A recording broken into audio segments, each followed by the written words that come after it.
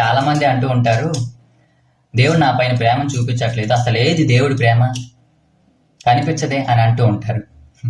దేవుడు తన ప్రేమను మనకు చూపించడానికి మాతృత్వాన్ని ఏర్పరచాడన్న సంగతి మీలో ఎంతమందికి తెలుసు? ఎలా అంటే యెషయా గ్రంథం 66:13 ఉంటుంది.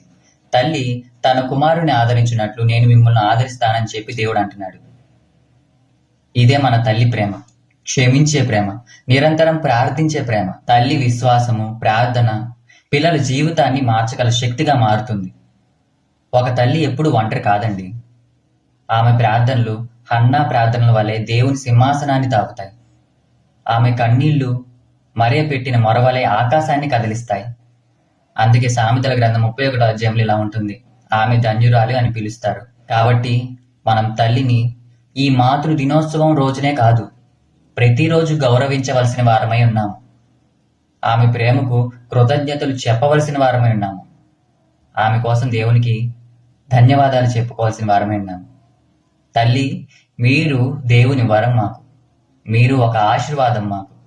Happy mother's day everybody and praise the lord. పర్నాథ్ అందరికీ.